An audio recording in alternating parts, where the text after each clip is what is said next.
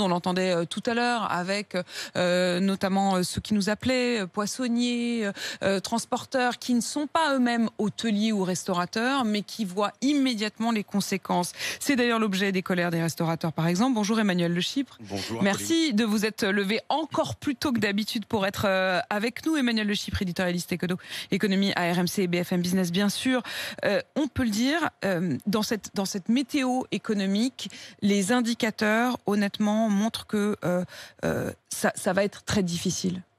Ce qu'il faut voir, c'est que, j'ai envie de dire, jusqu'à hier, on avait des indicateurs économiques qui étaient tous, il faut le dire, meilleurs que ce qu'on anticipait il y a encore quelques semaines, quelques mois. Pourquoi ? Parce qu'il y a quand même énormément de dispositifs qui ont été mis en place par l'État pour aider les entreprises. Et qu'est-ce qu'on voyait ? C'est qu'on avait presque ce qu'on pouvait appeler, vous savez, une reprise en forme de V. C'est-à-dire qu'on avait eu un effondrement brutal de l'activité et un redémarrage très rapide. En 5-6 semaines, l'économie française avait retrouvé 95% de ses capacités habituelles. Et là, qu'est-ce qu'on voit ? Et c'est là où la décision prise hier est très importante. Bien sûr, il y a toute la filière agroalimentaire, restauration, etc. Et là, on voit que le scénario, c'est quoi ? C'est plus le V, c'est le W. C'est-à-dire, on a redémarré.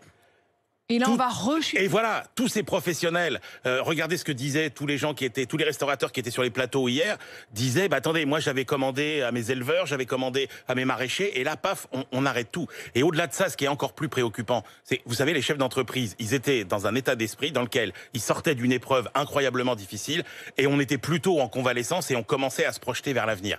Et là, avec des mesures comme hier, hop, on referme les restaurants, etc. C'est la capacité des chefs d'entreprise à réaliser des projets qui est questionnée. Parce que pourquoi l'activité économique est encore pas au taquet ? C'est pas parce qu'il, par exemple, il y a des licenciements massifs, c'est parce que les entreprises n'embauchent pas. Il y a beaucoup de projets d'investissement qui restent dans les tiroirs. Et là, on risque, avec des patrons qui ne vont plus savoir à quoi s'attendre à l'horizon de quelques jours, voire quelques semaines, eh bien, une activité qui se gèle, qui se paralyse. Ça va tout simplement leur casser le moral. Ça va leur casser le moral, et quand vous créez de l'incertitude, les nouvelles machines que vous aviez prévu d'acheter, le projet il reste dans vos tiroirs, les embauches que vous aviez prévu de faire, elles restent aussi dans les tiroirs. Et c'est ça qu'on voit, hein. L'augmentation du chômage, il faut bien le dire aujourd'hui, c'est beaucoup moins les licenciements que le report des embauches.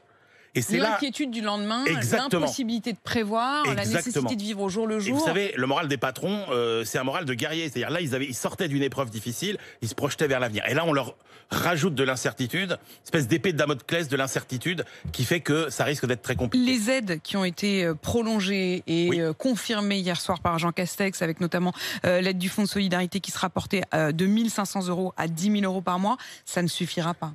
Alors, si, bien sûr, ça va aider, mais encore une fois, ça ne résoudra pas ce problème de confiance.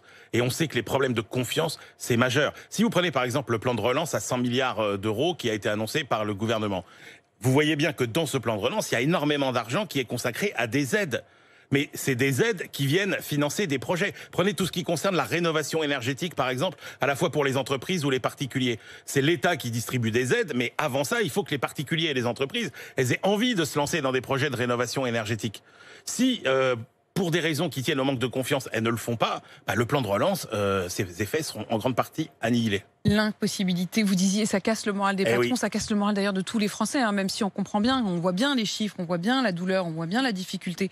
Mais honnêtement, c'est extrêmement difficile de ne plus jamais pouvoir faire de projet, de ne plus jamais anticiper, de ne pas savoir à quelle sauce on va être mangé dans un mois, dans 2 mois.